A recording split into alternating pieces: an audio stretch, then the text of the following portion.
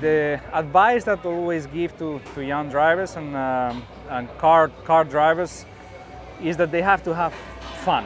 You know, I see many karting kids that they enjoy driving, but this is more the excitement of the parents, you know, and how much pressure they have, and how much the father likes that race, and how much pressure they put in the kid, and at the end of the day you start having no fun because you see your father not happy, you see your father asking another different thing that you didn't make it on that race. So that's the worst thing that can happen, you know. So first of all, this is a sport that you need to have fun. If the results are coming, if you are competitive, it will come because you have the talent and because it was your moment, not because you push an extra 5% to a kid, you know, that is just there enjoying. So number one rule, enjoy what you do. I think karting is the best school of everything, of all the categories. I think you have the pure racing when you drive cars. Especially when you drive cars with low grip or in wet conditions or something like that. I think your skills develop much quicker. I think the racing, the close racing in karting helped me when I went to single seaters, because normally in karting you have a lot of contact, you have a lot of overtaking maneuvers, and those kind of strategy and defensive moves and things like that were very useful in single seaters and in all my career. High-speed corners is the pure adrenaline for a racing driver. I think the slow-speed corners is something that it's not that we don't like, but in a way it's the easiest thing. You brake as late as possible, you turn in and you go on throttle as soon as possible. But on the high-speed corners is where the skills are demanding there, and you need to trust the car, you need to trust your machine, you need to commit to the corner, you have to have no fear. You have to sometimes even close one eye and go on throttle. I used to say that I normally race with dark visor because less you see, faster you are.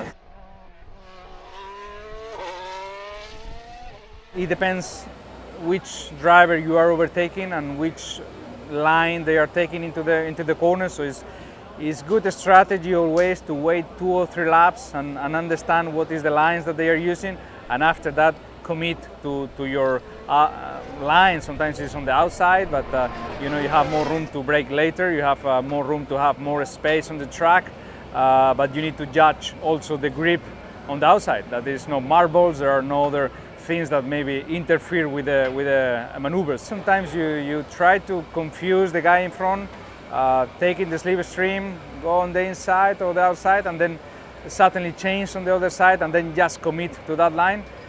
Sometimes you need to get lucky, because if the guy in front of you didn't understand that maneuver, maybe you touch each other and it's the end of the race for both.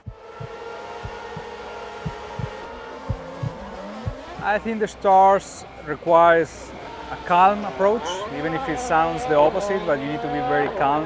The stars requires a very precise movement on the throttle, on the clutch position, on the temperature on the tires, how you warm up the tires before stopping the car on the grid, and then on those moments you need to be exactly on the point, and very precise with all the movements you do. So if you are calm, maybe you reach those perfect positions.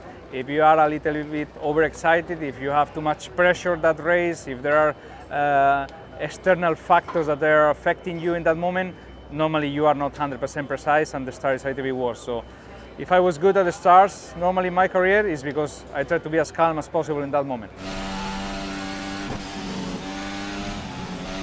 We use simulation and simulator for practice and to develop the car also with the engineers, but for a driver point of view, practicing the starts, memorizing these movements, get all the automatons that you need to use on the car is part of our training, and more you use, better you get.